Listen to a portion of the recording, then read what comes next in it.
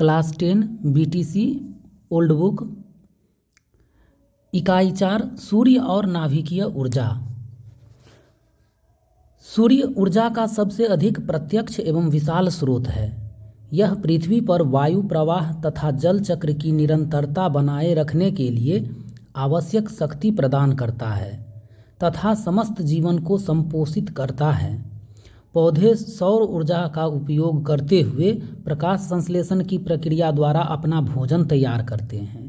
इसी भोजन के द्वारा इस पृथ्वी पर मानव तथा अन्य जंतुओं का संपोषण होता है। सूर्य द्वारा विकिरित ऊर्जा कहाँ से आती है? इस अध्ययन में हम इस प्रश्न का उत्तर जानने का प्रयास करेंगे। इस अध्याय में 4.1 सूर्य को शक्ति कौन प्रदान करता है?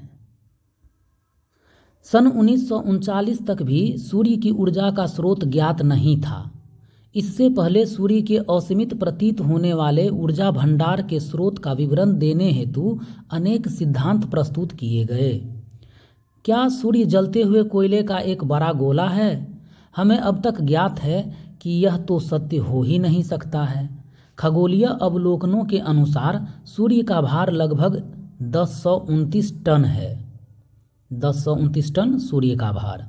वैज्ञानिकों ने गणना की कि यद्यपि कोयले की यह मात्रा बहुत अधिक है, तथापि यह केवल 5000 वर्षों के लिए पर्याप्त होगा। यह भी ज्ञात है कि सूर्य इससे कहीं अधिक लंबे काल से प्रकाशमान है। हमें यह जानकारी आदिकालीन जीवों द्वारा प्राप्त रिकॉर्डों से प्राप्त हुई है। ये आदिकालीन जीवाश्म कम से कम 60 करोड़ वर्ष पुराने हैं। 60 करोड़ वर्ष पुराने हैं। उस आदिकाल में भी ये जीव बिना सौर ऊर्जा के जीवित नहीं रह सकते थे। यह अनुमान लगाया जाता है कि सूर्य पिछले 7 से 8 अरब वर्षों से प्रदीप्तमान है, प्रदीप्तमान रहा है। यदि यह कोयले से बना होता तो अब तक इसके स्थान पर केवल राख का ढेर ही शेष होता। तब यह ऐसा दमकता हुआ गोला नहीं होता जैसा हम प्रतिदिन प्रातः काल देखते हैं। सन 1920 के आसपास वैज्ञानिक किसी पदार्थ द्वारा गर्म अवस्था में उत्सर्जित प्रकाश की तरंग दैर्घ्य का अध्ययन करके उस पदार्थ में उपस्थित अवयवों संघटकों की जानकारी संसूचना प्राप्त करने की विधि विकसित कर चुके थे 1920 में। उदाहरण के लिए यह ज्ञात था कि प्रत्येक तत्व एक विशिष्ट वर्ण, रंग तथा एक विशिष्ट तरंग दैर्घ्य का प्रकाश उत्सर्जित करता है। सूर्य द्वारा उत्सर्जित प्रकाश की तरंग दैर्घ्य का अध्ययन करने के उपरांत यह निष्कर्ष निकला कि सूर्य मुख्यतः हाइड्रोजन से बना हुआ है। इससे एक महत्वपूर्ण प्रश्न उठा कि क्या हाइड्रोजन ज्वलनशील है? हाइड्रोजन ऑक्सीजन की उपस्थिति में जलती है, जिस प्रक्रिया को हम दहन कहते हैं। किंतु केवल दहन ही सूर्य द्वारा निरंतर उत्पन्न असीम ऊर्जा के लिए उत्तरदायी नहीं हो सकता था। अतः यह आवश्यक हो गया कि किसी ऐसी प्रविधि रचना तंत्र की खोज की जाए जिसके द्वारा हाइड्रोजन असीम ऊर्जा उत्पन्न करने में सक्षम हो। यह सन 1939 में संभव हो गया जब जर्मन मूल के भौतिक शास्त्री हेंस बेथे ने इस घटना का सही विवरण प्रस्तुत किया। बेथे ने कहा कि सूर्य के कोर में हाइड्रोजन के नाभिक अत्यधिक तीव्र चाल से गतिशील रहते हैं। जब ये नाभिक परस्पर संलयित होकर जुड़कर अधिक द्रव्यमान वाले तत्वों के नाभिक बनाते हैं, तब अत्यधिक परिमाण में ऊर्जा विमोचित यानी मुक्त होती है। यही वह ऊर्जा है जो हमें उस समय प्राप्त होती है जब पृथ्वी सूर्य के सामने होती है। इस अध्याय में हम उन प्रक्रियाओं का अध्ययन करेंगे जिनमें छोटे छोटे नाभिक परस्पर टकराते हैं तथा संलयित होकर इस अभिक्रिया में अत्यधिक परिमाण में ऊर्जा उत्पन्न करते हैं। इन प्रक्रियाओं का अध्ययन करने से पूर्व हम यह जान लें कि सूर्य इस ऊर्जा को किस रूप में विकिरित करता है। 4.2 सूर्य प्रकाश का संघटन। सूर्य के प्रकाश का क्या संघटन है? यह एक सामान्य अनुभव है कि छायादार स्थान की तुलना में धूप में अधिक गर्मी होती है। वास्तव में यह एक इतनी सामान्य बात है कि हम कभी भी यह विचार नहीं करते हैं कि ऐसा क्यों है। सूर्य विभिन्न तरंगदैर्घ्य वेवलेंथ के प्रकाश का विकिरण करता है। आप यह पढ़ चुके हैं कि प्रत्येक तरंगदैर्घ्य एक वर्ण का आभास देता है। उदाहरण के लिए लाल प्रकाश की तरंगदैर्घ्य हरे प्रकाश से भिन्न होती है। यदि सूर्य प्रकाश को किसी प्रिज्म में से गुजारा जाए तो इनमें से प्रत्येक तरंगदैर्घ्य भिन्न परिमाण में अपवर्तित होती है। इसका परिणाम यह होता है कि हमें इंद्रधनुष के मनमोहक रंगों की एक पट्टी बैंड प्राप्त होती है, जिसके एक सिरे पर बैंगनी रंग का प्रकाश होता है, जिसके बाद नीला, पीला तथा अंत में लाल रंग होते हैं। बैंगनी रंग के प्रकाश की तरंगदैर्घ्य 0.53 माइक्रोन बैंगनी तथा लाल के लगभग मध्य में होती है। बैंगनी रंग का वेवलेंथ 0.53 माइक्रोन बैंगनी तथा लाल के लगभग मध्य में होती है। वास्तव में पौधे जो अपना भोजन प्रकाश संश्लेषण की प्रक्रिया द्वारा बनाते हैं, मुख्यतः बैंगनी तथा लाल प्रकाश का अवशोषण करते हैं। कौन सा रंग? बैंगनी तथा लाल प्रकाश की शेष बची हुई तरंगदैर्घ्य मुख्यतः हरा रंग परावर्तित हो जाती है। यही कारण है कि वे पौधे जो प्रकाश संश्लेषण की प्रक्रिया करते हैं हरे दिखते हैं। बैंगनी रंग की तरंगदैर्घ्य से भी कम तरंगदैर्घ्य वाले प्रकाश को पराबैंगनी प्रकाश अल्ट्रावायलेट कहते हैं। पराबैंगनी प्रकाश अल्ट्रावायलेट रे। लाल रंग की तरंगदैर्घ्य से अधिक तरंगदैर्घ्य के प्रकाश को अवरक्त प्रकाश इंफ्रारेड कहते हैं। सूर्य से प्राप्त प्रकाश के लगभग 1/3 भाग की तरंगदैर्घ्य लाल प्रकाश की तुलना में अधिक होती है। दूसरे शब्दों में सूर्य से प्राप्त 1/3 प्रकाश अवरक्त होता है, जबकि हमारी आँखें केवल वही प्रकाश देख सकती है जिनकी तरंगदैर्घ्य बैंगनी तथा लाल के बीच में हो। यह तरंगदैर्घ्य की वह सीमा है जिसे हम दृश्य प्रकाश विजिबल लाइट कहते हैं। अवरक्त प्रकाश में एक महत्वपूर्ण गुण होता है, यह अपने मार्ग में आने वाली वस्तु को गर्म कर देता है। सूर्य प्रकाश में हम जो गर्मी अनुभव करते हैं वह इसमें उपस्थित अवरक्त तरंगदैर्घ्य के कारण ही होती है। किसी गर्म बिजली की इस्त्री इलेक्ट्रिक आयरन से भी अवरक्त प्रकाश का विकिरण होता है, जिसका अनुभव हम इसके पास आने पर करते हैं। फिर भी इस्त्री इतनी गर्म नहीं होती है कि दृश्य प्रकाश का विकिरण करे। आयरन। यही कारण है कि हम इसे अंधेरे में देख तो नहीं सकते हैं, किंतु पास जाने पर इसकी गर्मी का अनुभव कर सकते हैं। सौर प्रकाश का अवरक्त अवयव पृथ्वी की सतह पर भूमि तथा जल को गर्म करता है। पृथ्वी के वायुमंडल की ऊपरी सतह का प्रत्येक वर्ग मीटर लगभग 1.36 जूल ऊर्जा प्रति सेकेंड प्राप्त करता है, परंतु यह समस्त ऊर्जा पृथ्वी के धरातल तक नहीं पहुंचती है। इसमें से कुछ प्रकाश ऊर्जा अंतरिक्ष में परावर्तित हो जाती है, कुछ वायुमंडल में उपस्थित जलवाष्प, ओजोन, धूल तथा कार्बन डाइऑक्साइड द्वारा अवशोषित कर ली जाती है। वास्तव में पृथ्वी में वायुमंडल के ऊपरी भाग पर आधारित सौर ऊर्जा का केवल 47% ही पृथ्वी की धरातल पर पहुंचता है तथा पृथ्वी द्वारा अवशोषित किया जाता है। इसका परिमाण भी बहुत अधिक है।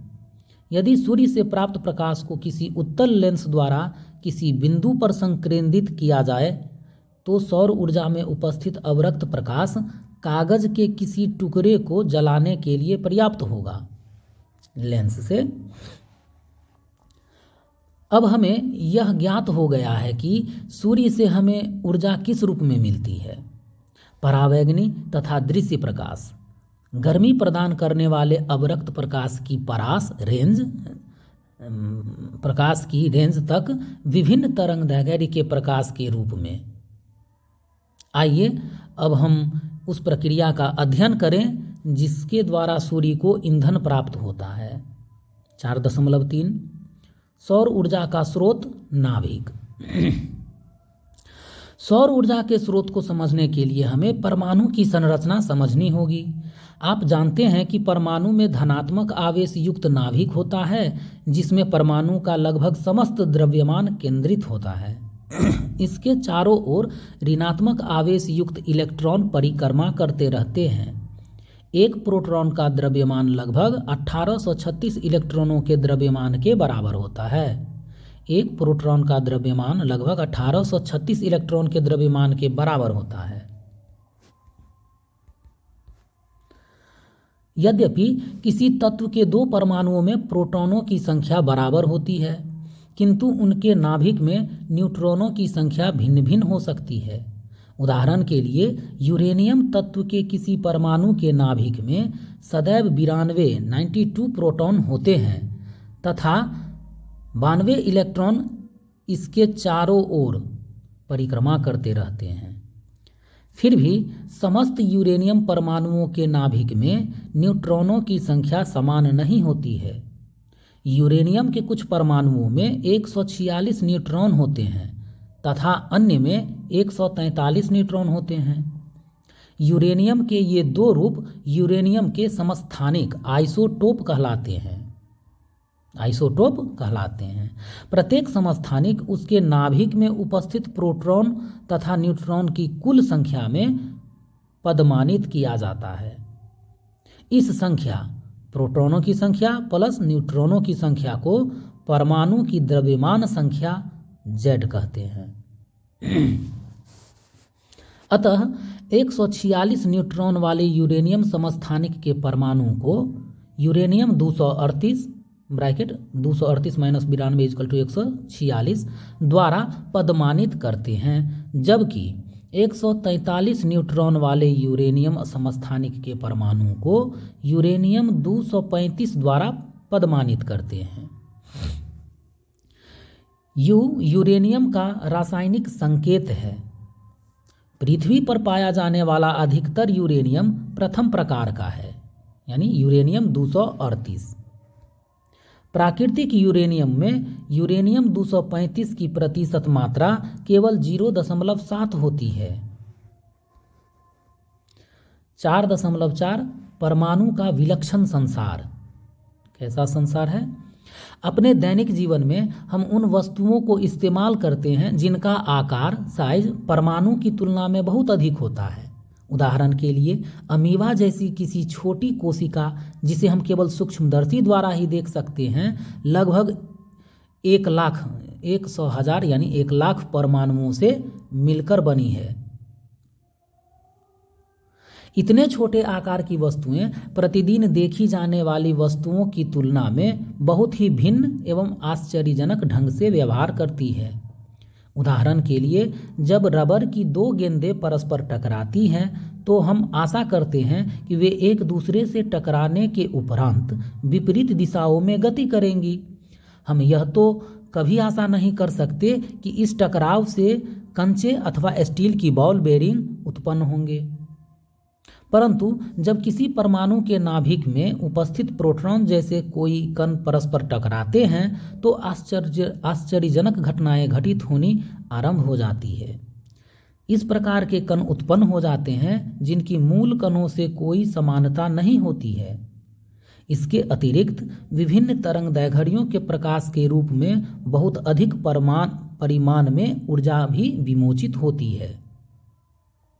उदाहरण के लिए जब उच्च वेग से गतिशील दो प्रोटॉन परस्पर टकराते हैं तब टकराने वाला एक प्रोटॉन न्यूट्रॉन एवं दो नए कणों को उत्पन्न करता है।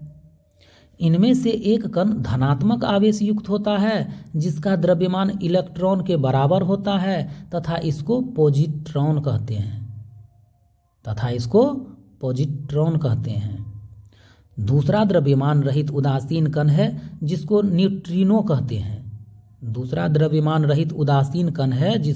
न्यूट्रिनो कहते हैं।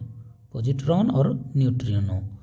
लगभग 25 वर्ष के प्रयासों के पश्चात ही वैज्ञानिक यह विश्वास कर सके,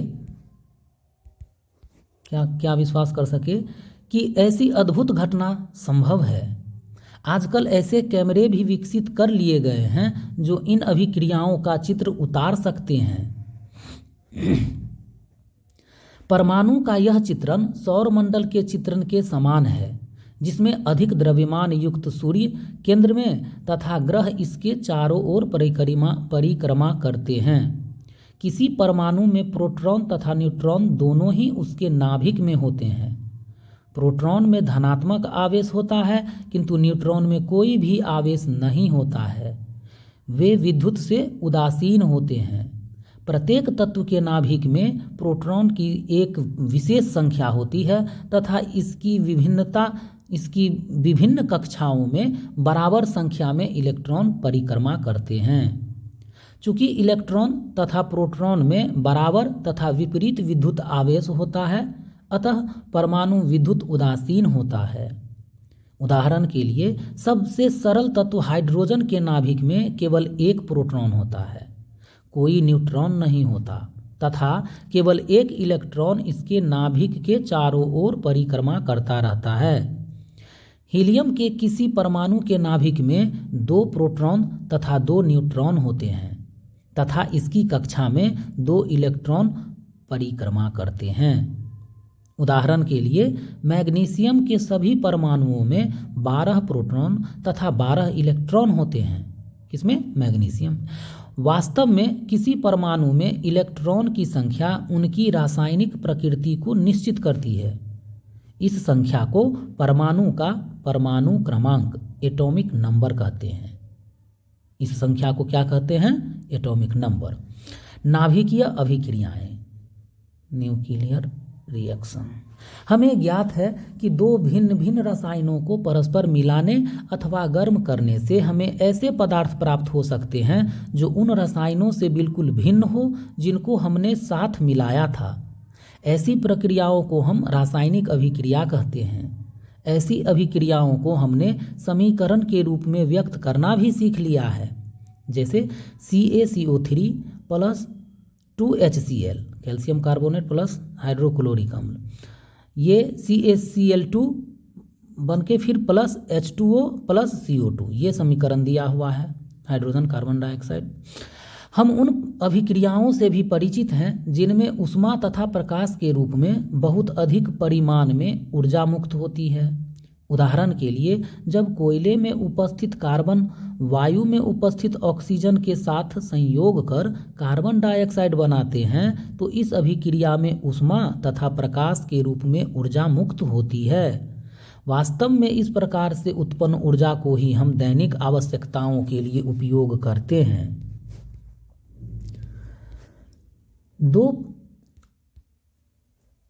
दो प्रोटॉनों के संघट्ट की टक्कर से भी अत्यधिक मात्रा में ऊर्जा विमोचित होती है।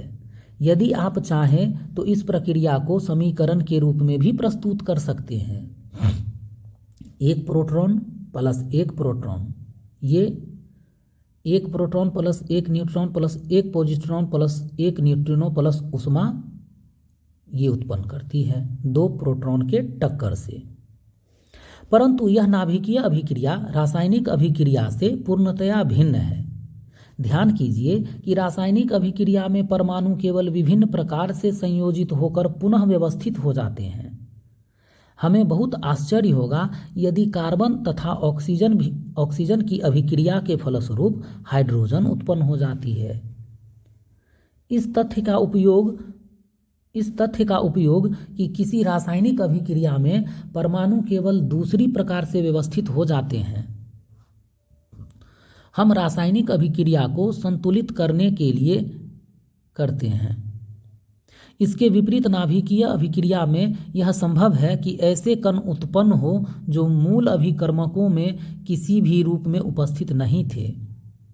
उदाहरण के लिए 2 प्रोटॉन में परस्पर टक्कर होने पर इन दोनों में से 1 प्रोटॉन 1 न्यूट्रॉन 1 पॉजिट्रॉन तथा 1 न्यूट्रिनो में परिवर्तित हो जाता है। इनमें से कोई भी कण टक्कर से पहले उपस्थित नहीं था। किसी नाभिकीय अभिक्रिया में यह आशा रखना पूर्ण रूप से प्राकृतिक है कि हीलियम एवं नाइट्रोजन में टक्कर के फलस्वरूप ऑक्सीजन उत्पन्न हो जाए। यह किसी रासायनिक अभिक्रिया में पूर्ण रूप से असंभव है। अब हमें यह विश्वास हो चुका है कि सूर्य के अंतरंग में इसी प्रकार की नाभिक अभिक्रियाएं होती रहती है जिसमें विशाल परिमाण में ऊर्जा विमोचित होती है। हाइड्रोजन के भारी आइसोटोप ड्यूटेरियम के नाभिक सूर्य के अंतरंग यानी अंदरूनी हिस्सों में परस्पर टकराते हैं तथा हीलियम उत्पन्न करते हैं। चित्र 4.1 में दिखाया गया। इस अभिक्रिया में उत्पन्न ऊर्जा सूर्य को प्रदीप्त करती है, जिससे अंततः विभिन्न तरंगदैर्घ्य के प्रकाश का विकिरण होता है। इन तरंगदैर्घ्यों में अवरक्त तरंगदैर्घ्य भी सम्मिलित है जो पृथ्वी को गर्म करती है। सूर्य में हाइड्रोजन को हीलियम में परिवर्तित करने के साथ साथ ऊर्जा विमोचित करने वाली अभिक्रिया को संलयन अभिक्रिया फ्यूजन रिएक्शन कहते हैं। संलयन अभिक्रिया फ्यूजन रिएक्शन कहते हैं। हाइड्रोजन के संलयन हेतु नाभिकों को उच्च वेग से टकराना आवश्यक है। इतना उच्च वेग तभी संभव है जब उनका ताप अत्यधिक उच्च हो, लगभग 1,000, 10,000, lakh, 10 lakh, 40 lakh degree Celsius, 40 lakh degree Celsius. वैज्ञानिक इस प्रयास में लगे हुए हैं कि वे प्रयोगशाला में इतना उच्च ताप उत्पन्न कर सके कि वही संलयन अभिक्रियाएं प्रेरित की जा सके जो सूर्य के अंतरंग में घटित हो रही है। इतना टेम्परेचर लाना होगा। लेकिन अब तक वैज्ञानिक इन अभिक्रियाओं को केवल कुछ क्षणों के लिए ही संपन्न करने में सफल हो सके हैं। सूर्य में उपस्थित 1 ग्राम हाइड्रोजन, ये मुख्य पृष्ठ का चित्र है, ऐसा ही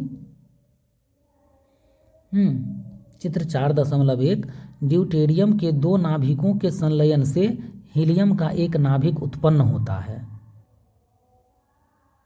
अब इसको कितना पढ़ेंगे? 62 करोड़, 1,000, सैकड़ा, हज़ार, 10,000, लाख, 10 लाख, करोड़, 10 करोड़, अरब, 62 अरब हो जाएगा। यानी 62 पर 9 जीरो जूल ऊर्जा उत्पन्न करती है।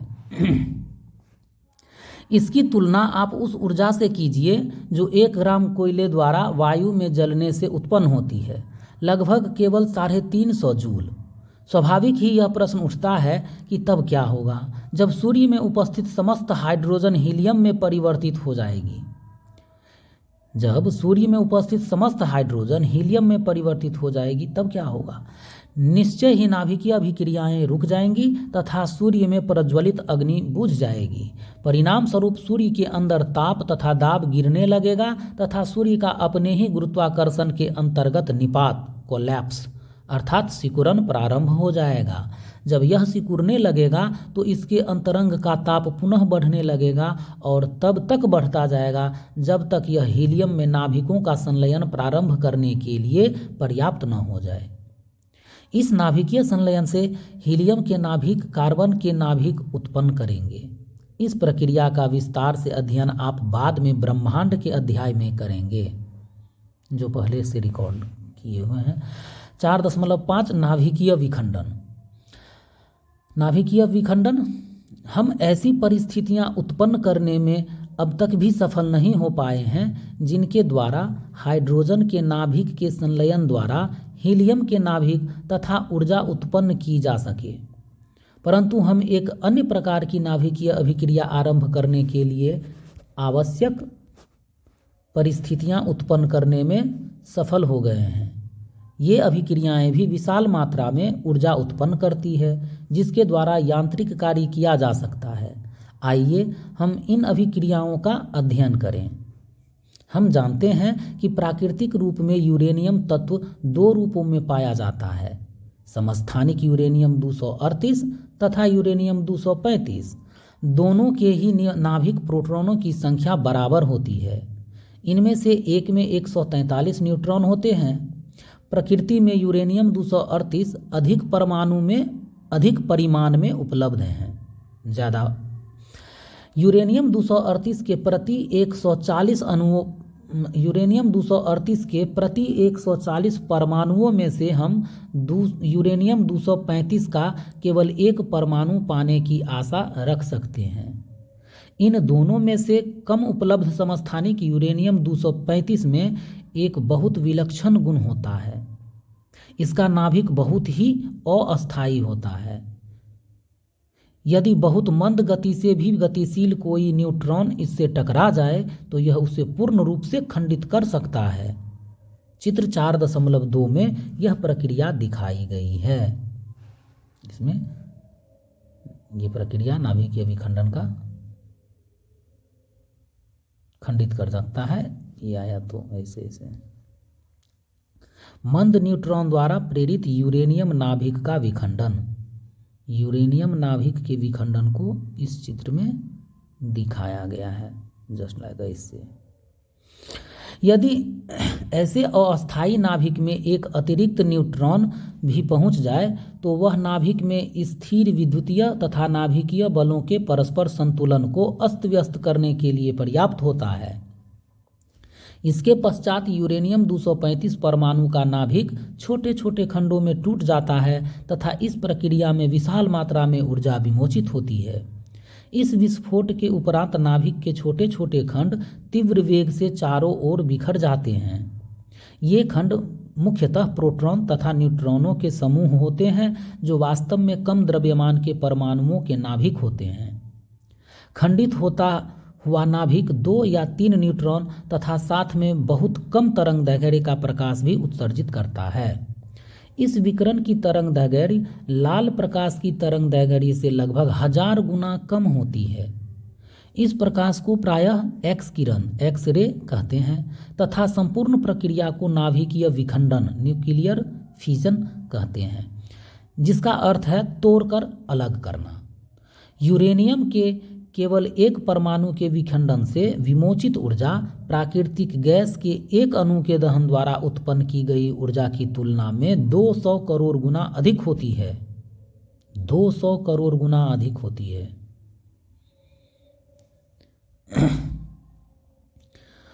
प्लूटोनियम 239 एक अन्य तत्व प्लूटोनियम है जिसके नाभिक का संतुलन यूरेनियम 235 के नाभिक की भांति ही बहुत नाजुक होता है। अतः यह आसानी से विखंडित हो जाता है।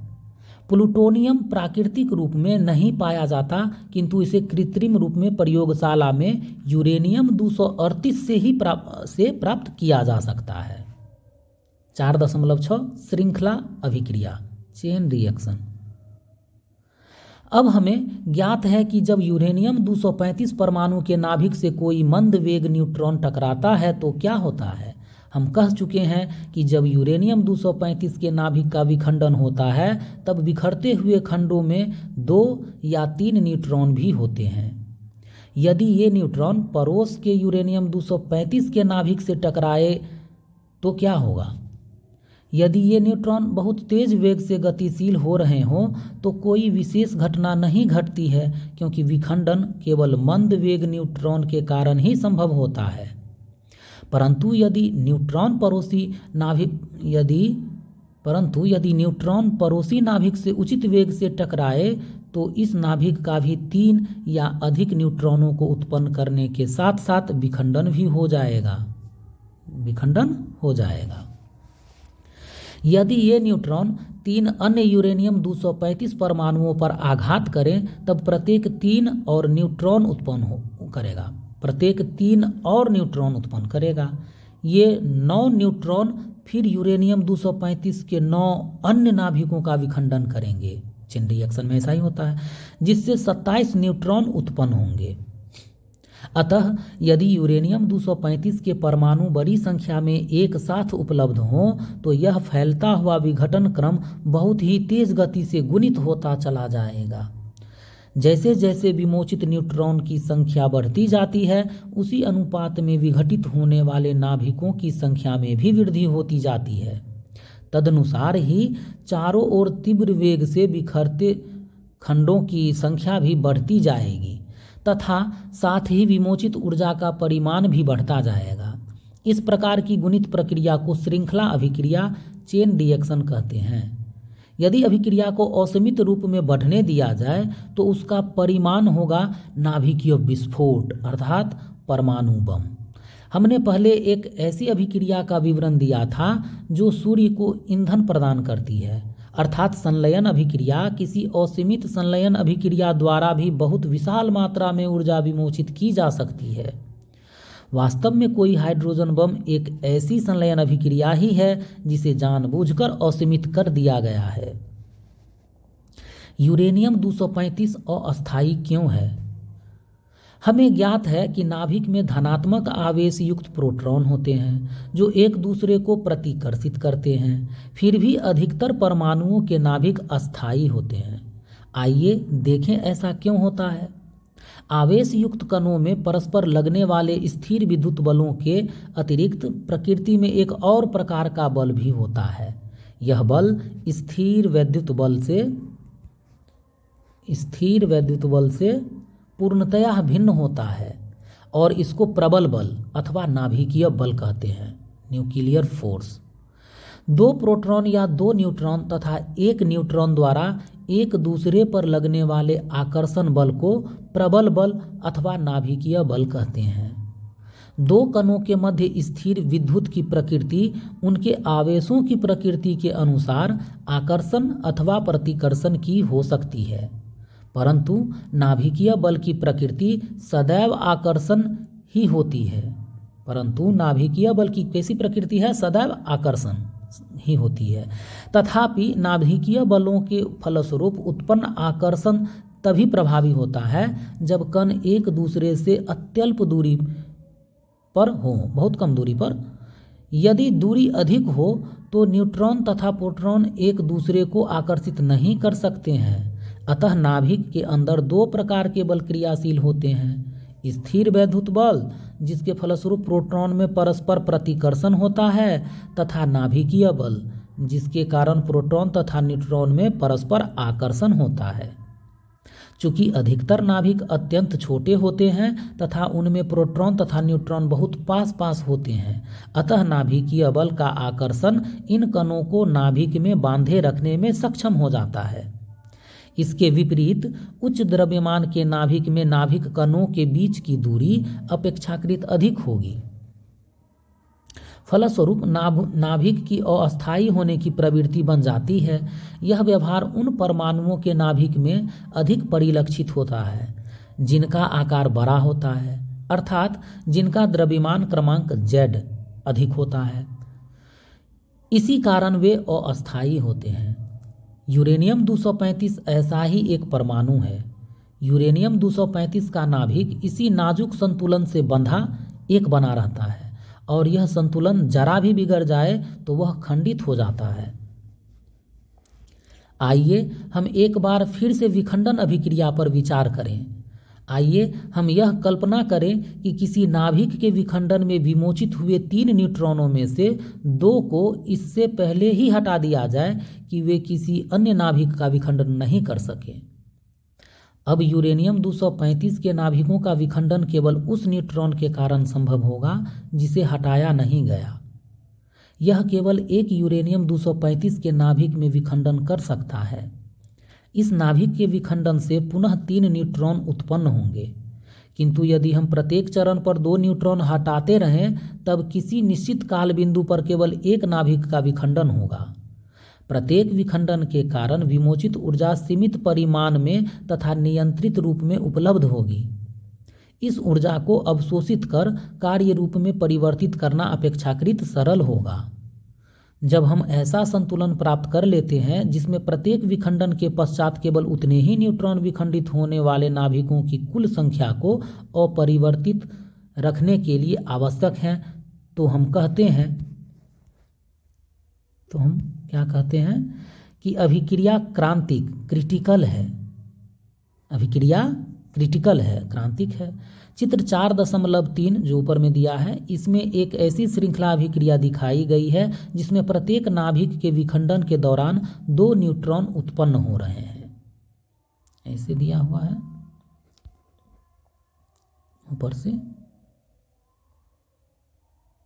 न्यूट्रॉन को दिखाया गया है। निर्देश n से न्यूट्रॉन, और जो काला भाग है नाभिक विखंडन उत्पाद है, नाभिक के विखंडन के फलस्वरूप। और यूरेनियम 235 92 ये न्यूक्लियस है, जहाँ जहाँ है बड़ा साइज में डॉटेड वाला। 4.7 में नाभिकीय रिएक्टर। नाभिकीय रिएक्टर के बारे में, प्रथम क्रांतिक नाभिकीय अभिक्रिया सफलतापूर्वक अमेरिका में सर्वप्रथम 2 दिसंबर 1941 को संपन्न की गई थी। 2 दिसंबर 1941 को संपन्न की गई थी नाभिकीय अभिक्रिया सफलतापूर्वक अमेरिका में। इस कार्य में इटली मूल के प्रसिद्ध वैज्ञानिक एनरिको फर्मी का प्रमुख योगदान रहा। यह वह तारीख है जब मानवता ने अच्छे या बुरे प्रयोजन हेतु अणुयुग में प्रवेश किया। कब? 1941 में। नाभिकीय विखंडन द्वारा विमोचित ऊर्जा अब पानी गर्म करने में उपयोग होती है, जिससे उत्पन्न भाप द्वारा टरबाइन को घुमाया जाता है, जिससे अंततः विद्युत उत्पन्न की जाती है। वे स्थान जहां यह क्रिया संपन्न होती है तथा इस प्रकार विमोचित ऊष्मीय ऊर्जा विद्युत में परिवर्तित की जाती है, नाभिकीय रिएक्टर कहलाते हैं। नाभिकीय रिएक्टर कहलाते हैं। चित्र 4.4 में नाभिकीय रिएक्टर का व्यवस्था आरेख दिखाया गया है। यूरेनियम रिएक्टर में यूरेनियम ईंधन के रूप में इस्तेमाल किया जाता है। चूँकि प्रकृति से प्राप्त यूरेनियम में यूरेनियम 235 की मात्रा बहुत ही कम होती है, अतः यह आवश्यक है कि कुछ विशेष प्रक्रियाओं द्वारा उसमें विखंडन योग्य यूरेनियम 235 की प्रतिशत मात्रा बढ़ाई जाए। इस प्रक्रिया को संवर्धन इनरिचमेंट कहते हैं। एक अन्य विधि में ईंधन तत्वों को अयस्क में से संविचरित फैब्रिकेट किया जाता है। इसके अतिरिक्त रिएक्टर को ऐसी आवश्यकता पड़ती है जो उपयोग में न आने वाले ऐसे न्यूट्रॉनों को सोख सके जिनकी उपस्थिति के कारण श्रृंखला अभिक्रिया अनियंत्रित हो सकती है। यह विशेष पदार्थों द्वारा किया जाता है जिनमें आवश्यकता से अधिक न्यूट्रॉनों अवशोषित कर उन्हें प्रभावहीन करने की क्षमता होती है। इसके लिए सामान्यतः कैडमियम या बोरोन धातु इस्तेमाल की जाती है। अब कैडमियम या बोरोन की छड़ पूर्णतः ईंधन में घुसा दी जाती है तो यह समस्त न्यूट्रॉनों का अवशोषण कर लेती है और श्रृंखला अभिक्रिया रुक जाती है। पैराग्राफ से ऊपर इस डायग्राम को देखते हैं। 4.4 नाभिकीय रिएक्टर का व्यवस्था चित्र है। ईंधन के विखंडन से उत्पन्न ऊष्मा गर्म पानी अथवा तरल सोडियम द्वारा अवशोषित की जाती है, जिसका उपयोग ऊष्मा एक्सचेंजर में वाष्प बनाने में किया जाता है। वाष्प टरबाइनों को घुमाकर विद्युत उत्पन्न करती है तथा इसके बाद कंडेंसर में ठंडी हो जाती है।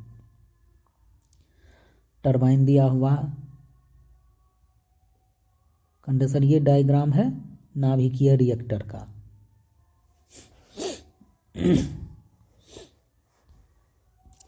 इसके बाद इन छड़ों को ईंधन में से धीरे धीरे तब तक बाहर की ओर निकाला जाता है जब तक वह उतनी संख्या में ही न्यूट्रॉनों का अवशोषण करने लगे कि नाभिकीय विखंडन अभिक्रिया को नियंत्रित रूप से संचालित करने के लिए शेष बचे न्यूट्रॉन पर्याप्त हों, ताकि अभिक्रिया से निश्चित परिमाण में ऊर्जा प्राप्त होती रहे। इस स्थिति में यह कहा जाता है कि रिएक्टर क्रिटिकल हो गया है। इस स्थिति में कहा जाता है रिएक्टर क्रिटिकल हो गया है। भारत में उत्पन्न की जाने वाली कुल ऊर्जा का 3% देश के विभिन्न स्थानों पर स्थित नाभिकीय रिएक्टरों से प्राप्त होता है। भारत में यूरेनियम मुख्यतः बिहार में स्थित जादूगुरा खानों से प्राप्त होता है। हैदराबाद स्थित न्यूक्लियर फ्यूल्स कॉम्प्लेक्स में इस अयस्क में से ईंधन तत्वों को संविचरित किया जाता है। तत्पश्चात इस ईंधन को राजस्थान में कोटा तथा तमिलनाडु में कल्पक्कम तथा उत्तर प्रदेश में नरोरा स्थित नाभिकीय रिएक्टरों को भेजा जाता है। श्रृंखला अभिक्रिया का अंकगणित।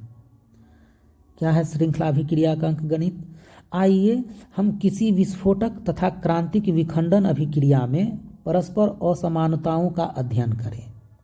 कल्पना करें कि प्रत्येक विखंडन प्रक्रिया में 3 न्यूट्रॉन उत्पन्न होते हैं और इस प्रकार उत्पन्न कोई न्यूट्रॉन अन्य पड़ोसी यूरेनियम 235 नाभिक में विखंडन प्रेरित करने में ठीक 1 सेकेंड का समय लेता है। यदि हम अभिक्रिया t=0 सेकेंड पर प्रारंभ करें तो उस क्षण 3 न्यूट्रॉन उत्पन्न होंगे। ये 3 न्यूट्रॉन t=1 सेकेंड के अंत में हमारे पास 9 यानी 3 का स्क्वायर न्यूट्रॉन होंगे। 2 सेकेंड के अंत में 27 यानी 3 का क्यूब यूरेनियम नाभिकों में विखंडन हो रहा होगा। इस समय तक कुल 39 3 + 3 + 27 नाभिक विखंडित हो चुके होंगे। तीसरे सेकेंड के अंत में ये 27 अब 81 नाभिकों का विखंडन कर चुके होंगे। चौथे सेकेंड के अंत में इनसे उत्पन्न 81 न्यूट्रॉन अब 243 गुणित रूप से आगे बढ़ते न्यूट्रॉन अब 243 विखंडन प्रेरित कर चुके होंगे और इसी प्रकार यह क्रम चलता रहेगा।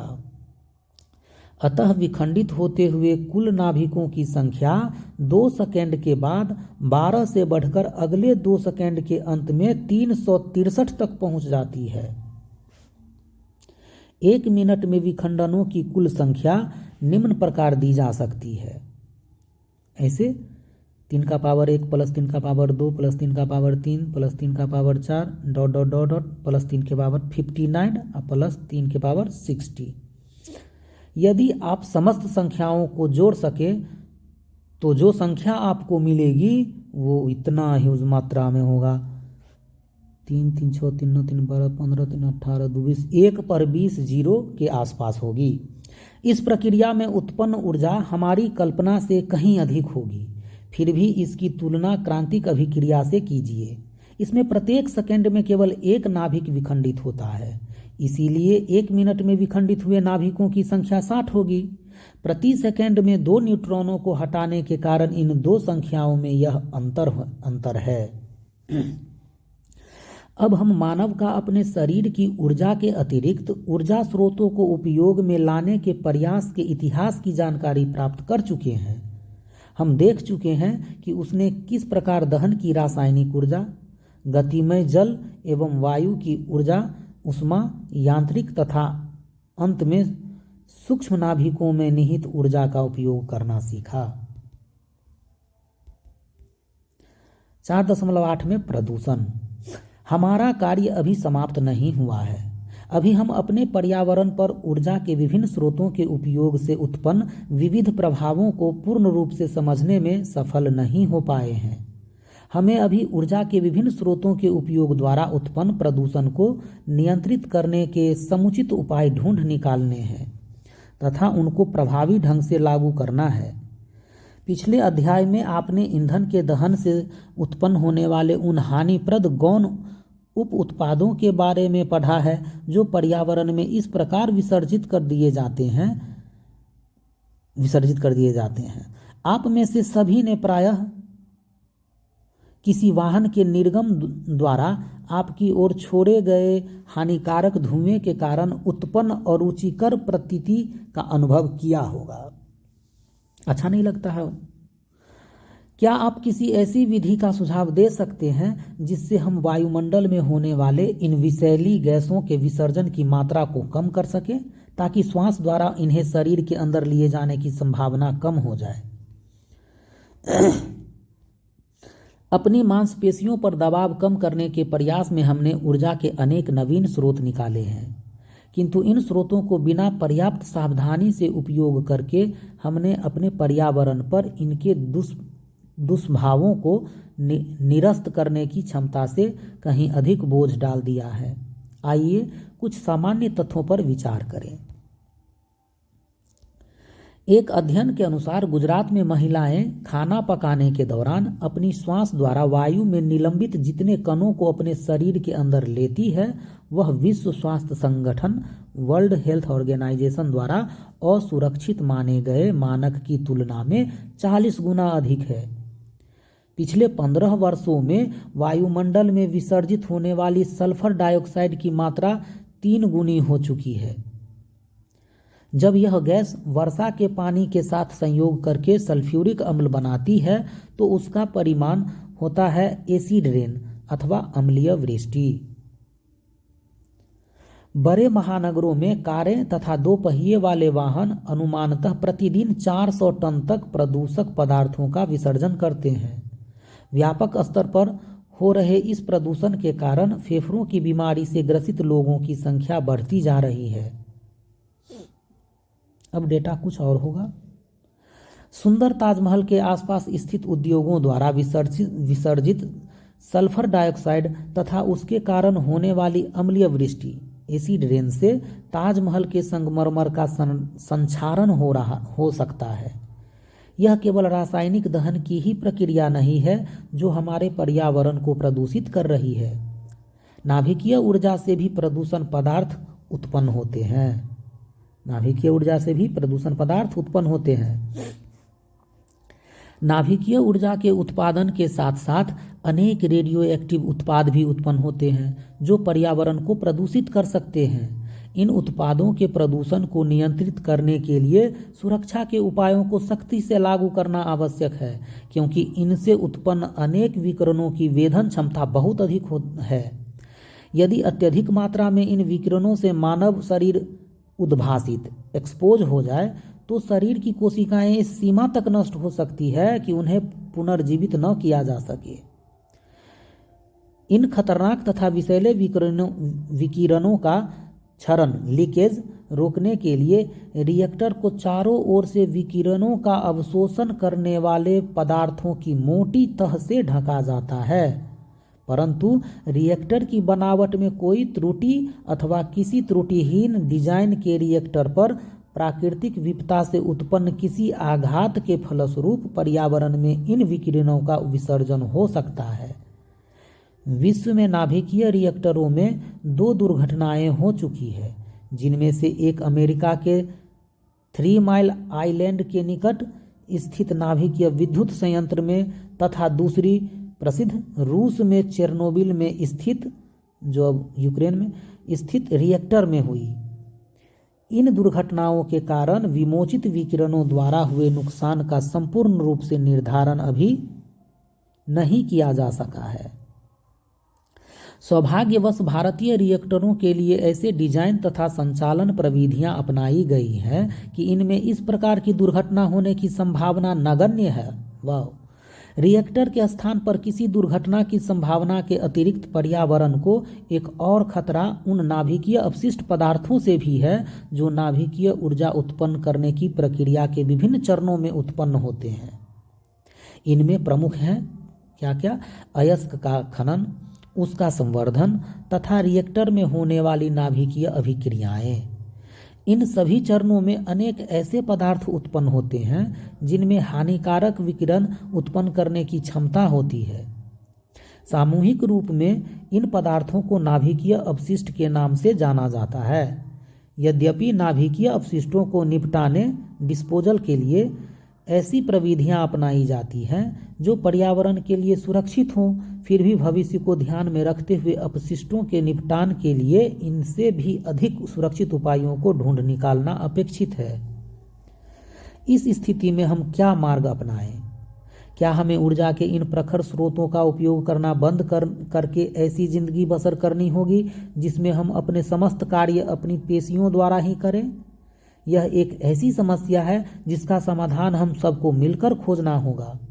फिर भी एक बात स्पष्ट है कि हमें अपने शोध और विकास के कार्यक्रमों को ऐसी दिशा प्रदान करनी होगी जिससे हम मितव्ययी तथा विश्वस्त तरीकों द्वारा जीव मंडल की ईंधनों के अपशिष्ट से सुरक्षा प्रदान कर सके। साथ ही हमें अपने जीवन के लिए ऐसे तौर तरीके तथा सामाजिक व्यवहार अपनाने होंगे जिनसे ऊर्जा के अपव्यय को शीघ्र कम किया जा सके ताकि लकड़ी तथा किरोसिन जैसे दुर्लभ स्रोतों का संरक्षण तथा नवीकृत किए जा सकने वाले तथा प्रदूषण रहित ऊर्जा स्रोतों के अधिकाधिक उपयोग को बढ़ावा मिल सके। सौर ऊर्जा तथा जैव अपशिष्ट में निहित ऊर्जा के उपयोग को प्राथमिकता देना उस दिशा में एक सही निर्णय सिद्ध हो सकता है। 4.9 लास्ट ही है। ऊर्जा संकट एनर्जी क्राइसिस। इंजन के आविष्कार से लेकर आज तक हम अधिकतर कोयला, पेट्रोलियम तथा प्राकृतिक गैस जैसे संकेंद्रित ऊर्जा स्रोतों पर निर्भर करते रहे हैं। बाद में हमने नाभिकीय रिएक्टरों में ईंधन के रूप में यूरेनियम का उपयोग भी आरंभ कर दिया। ये ईंधन हमारी पृथ्वी की बाह्य सतह पर स्थित बहुत ही सीमित खनिज क्षेत्रों से खुदाई करके निकाले जाते हैं। इन ऊर्जा संपन्न क्षेत्रों में इन पदार्थों का संग्रहण करोड़ों वर्षों की अवधि में बहुत ही मंद गति से होने वाले भौतिक एवं रासायनिक प्रक्रियाओं के दुर्लभ संयोग से हुआ है। क्या चीज़? कोयला। यही कारण है कि ये ईंधन दुर्लभ हैं तथा इनका पुनः स्थापना लगभग असंभव है। इन ईंधनों का उपयोग करके हम पर्यावरण को दो तरह से प्रभावित करते हैं। पहला, हम पृथ्वी के गर्भ में संकेंद्रित इन पदार्थों को पृथ्वी की सतह, पानी तथा वायुमंडल में बिखारकर उनके जैव रासायनिक संतुलन को बिगाड़ रहे हैं।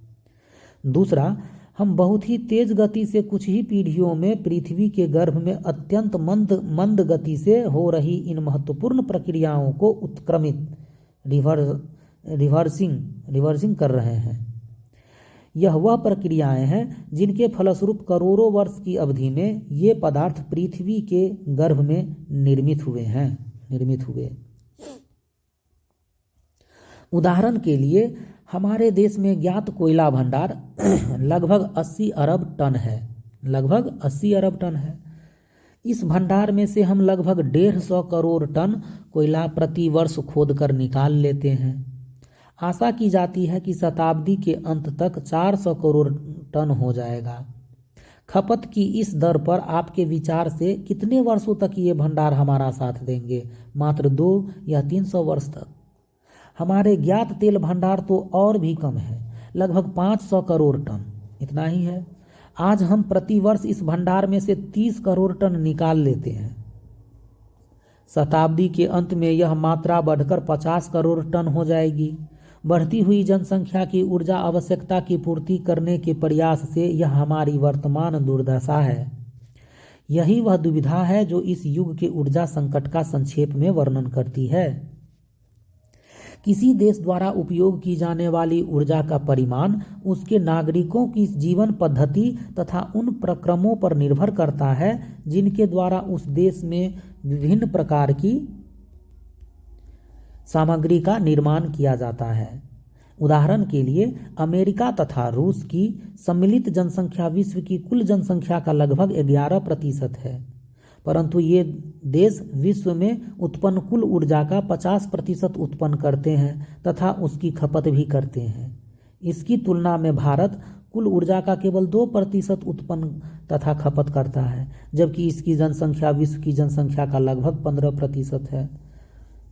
पुराना डाटा है। कोयला, तेल तथा प्राकृतिक गैस जैसे ऊर्जा संसाधनों के समाप्त हो जाने के संकट का अनेक तरीकों से निवारण किया जा सकता है। पहला, जीवाश्म ईंधनों की ऊर्जा का उपयोग करते समय हमें बहुत सावधान रहने की आवश्यकता है। इनका उपयोग तभी करना चाहिए जब और कोई विकल्प न हो। दूसरा, हमें ऐसी तकनीकों का विकास करना चाहिए जिसके द्वारा हम सूर्य तथा जैव द्रव्यमान जैसे ऊर्जा स्रोतों से ऊर्जा प्राप्त कर सकें। ये दो स्रोत ऊर्जा से परिपूर्ण हैं तथा इनका नवीनीकरण भी संभव है।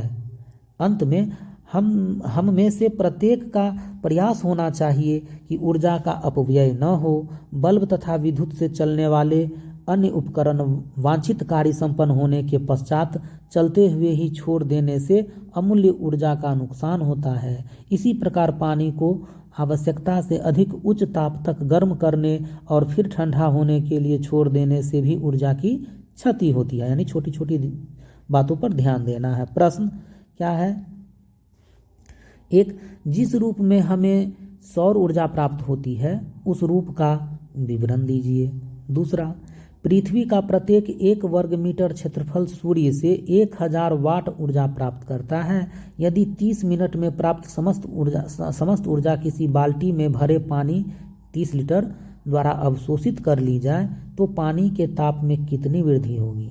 ये क्वेश्चन। तीसरा, उस प्रक्रिया का वर्णन दीजिए जिसके द्वारा सूर्य ऊर्जा उत्पन्न करता है। चौथा, यह कहा जाता है कि नाभिकीय विखंडन की तुलना में नाभिकीय संलयन द्वारा ऊर्जा प्राप्त करने में प्रदूषण समस्याएं कम उत्पन्न होंगी। क्या आप इसका कारण बता सकते हैं? पांचवा और ये क्वेश्चन है, किसी युक्ति को जीवाश्म ईंधन की अपेक्षा नाभिकीय ऊर्जा से प्रचलित करने पर दो कौन कौन सी हानियां होंगी? इसके 2 लाभ भी बताएं। और इधर क्या है? 6 नंबर का क्वेश्चन है, निम्नलिखित पर टिप्पणी लिखें। क्या क्या टिप्पणी है? 10 टिप्पणी लिखना है। अवरक्त प्रकाश किसे कहते हैं? दृश्य प्रकाश, समस्थानिक, परमाणु क्रमांक, नाभिकीय विखंडन, संलयन अभिक्रिया, श्रृंखला अभिक्रिया, हाइड्रोजन बम, क्रांतिक अभिक्रिया, रेडियो एक्टिव उत्पाद। इतने टॉपिक को इससे पहले इसमें विश्लेषण किया गया है इस चैप्टर में। 7वां क्वेश्चन है, निम्नांकित वैज्ञानिकों की देन का उल्लेख करें। हेंस बेथे और एनरिको फर्मी दिया हुआ है। 8वां नंबर क्वेश्चन, अपने देश में ऊर्जा संकट की बात कही जाने लगी है, इसका क्या अभिप्राय है?